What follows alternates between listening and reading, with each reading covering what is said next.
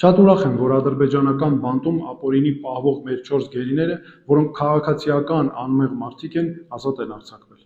Հայաստանի իշխանությունը, սակայն, դրա դիմաց արտահանձնեց 2 պատերազմական հանցագործի՝ սիրիացի ահաբեկիչների, փաստացի հավասարեցնելով նրանց մեր անմեղ մարդկանց հետ։ Սա կրկին ապացուցում է, որ այս իշխանությունը, եթե անգամ ինչ-որ լավ բան է անում, ապա միևնույն է ձախողում է։ Այդ սիրիացի վարձկան ահաբեկիչները, որոնցով իրականացվեց փոխանակումը, պետք է օգտագործվեին շատ ավելի մեծ արդյունքի հասնելու համար։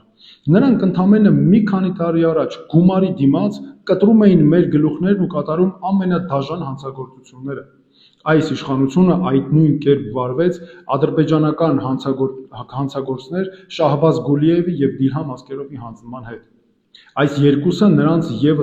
իրենց եւս մեկ ընկերոջ հետ 2014 թվականին Քարվաճառում առևանգել էին եւ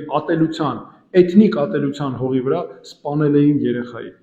Այնուհետև նրանցից մեկը սպանել էր զինվորականի ու հետո վիրավորել էր քաղաքացիական անձի կնոջ։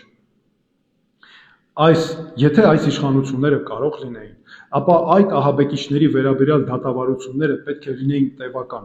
հասկանալի լինեին մեր հանրության համար, միջազգային հանրության համար։ Այդ դատավարությունների ընթացքում պետք է բացահայտվեին թե Ադրբեջանի, թե Թուրքիայի հատուկ ծառայությունների, հետախուզական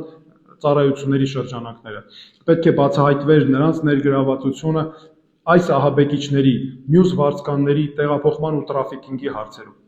Այդ ժամանակ նոր մենք կկարողանայինք ստեղծել հիմքեր, որպեսզի ամուր բանակցություններ տանենք ու հասնենք մեր մյուս բոլոր պատանդների ու գերիների ազատ արձակմանը, այլ ոչ թե միայն սահմանափակվեինք մեր 4 անմեղ մարդկանց հետ, նրանց հավասարի նշան դնելով պատերազմական հանցագործների հետ։